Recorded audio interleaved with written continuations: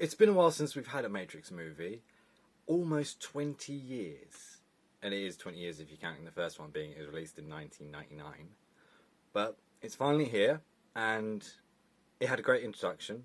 I really, really liked the introduction. It was focused on Bunny and the new Morpheus. And it was reenacting the first scene from the first Matrix, but things were kind of different and a bit off. And then from there, what it does, it goes into a whole introduction of the new Matrix. So the new Matrix is just like the old one. People are plugged in, they're all in these little pods and stuff. Neo is back to being Mr. Anderson. This time he's a game designer, and he has to answer to his boss, and he's got a psychiatrist because he thinks that his memories are a video game. And he keeps on having flashbacks to that world.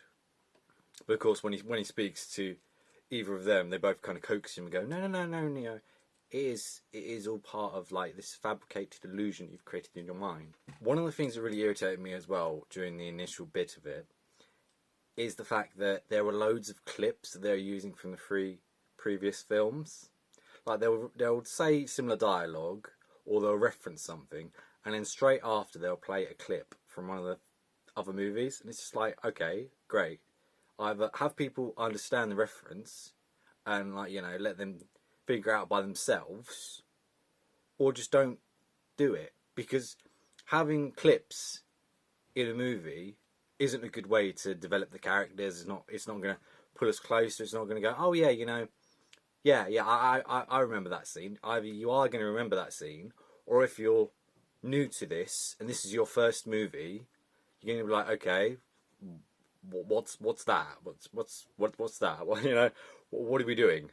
It didn't make a whole lot of sense in the narrative as well, because yes, there is a lot of references, but that's enough. We don't need the reference and the clip of the reference. Now, I'm not too sure if that goes on for about 20 minutes or the first half of the movie. It felt very, very long. But as soon as it stops that, and it kind of becomes its own movie, it drastically improves. And what I like about that bit is that we finally get to see if Neo and Trinity's sacrifice in the third one actually paid off, if Xeon survived, if the machines are still at war with humans, and stuff like that. It's really, really cool and interesting seeing what's actually happened. And Jessica Henwick, who plays Bunny in this, phenomenal. Easily best character of the movie. She made the right decision by being in this and being the main character of a hopefully successful blockbuster, instead of just cameoing Shang-Chi and then just having maybe a TV series or something. I don't know what that was supposed to lead into, but picking this movie over that, definite. Also, something else about the movie as well is that something else in this movie felt off as well, because it didn't feel like the last 3 movies that we had. Now, yes, it has been quite a long time, and of course characters have aged, some people being recast, but there was just something that I couldn't quite put my finger on that just felt completely different to the other movies. It bothered me when we were in the introduction bit, but as soon as it gets into the action, it gets a little bit more of a Matrixy feel to it, with the head games and stuff like that. It's not that much of an issue. It's just going in initially and having all that, you're just not too sure about that. And also, it would have been cool to actually have the Agent Smith reveal in the movie and not having the media ruin it for everyone. Because going in, I knew that was going to happen. And I didn't want to know that was going to happen. That would have been such a cool reveal, because it's not something that happens straight away. Yes, there is a nod to it, but it actually happens in the third act. So it would have been cool actually watching that and actually having that in the movie. And yes, the guy who played him is not Hugo Weaving. He doesn't have that kind of intensity and this kind of malice towards Neo. He's kind of cocksure of himself, and he does well playing against Keanu Reeves, but there's just something so menacing when Hugo Weaving did it, and you could feel his insanity in the role. And you just don't have this with this new version of him. He's cool. He's cool, and it's good to. It's good in what he does, but it's just not the same. You don't get the same feeling whatsoever. And thankfully, for this movie, he's not actually the main villain. He's more of like a side villain. I also like the guy who played Morpheus. Yes, it wasn't Lawrence Fishburne, and I really wish it was. But in context of things, there's a time skip. So his character wouldn't necessarily be alive in that time skip. Whereas the new guy is kind of more of an AI that Neo's created. So that kind of works in his favour, and it wasn't as much of a hindrance as the Agent Smith surrogate.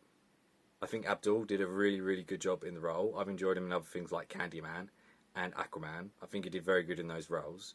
And you can tell that he is quite passionate about doing this, because every scene that he's in is quite good. And with the Lawrence, you kind of get a tribute to Lawrence Fishburne as well in this. When you go to the New Zeon, I can't quite remember what it's called, but we get that whole introduction, seeing Neo escape from the pod yet again. That was pretty sweet. But the thing that got me was the humans coexisting with the robots. Now they're called something else in this.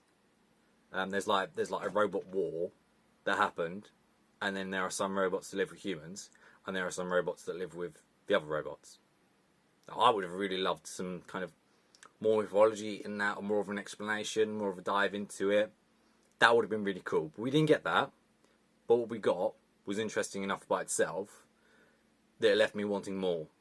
So if we do get more movies in the future, I would be interested to see that developed in a different way, seeing what Neo and Trinity's relationship is to the robots that are now living with the humans.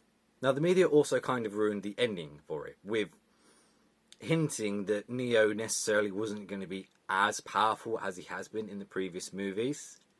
Which is a shame, because if I went in completely blind and I didn't have a clue what was going on, again, having something like that revealed towards the end would have been really cool.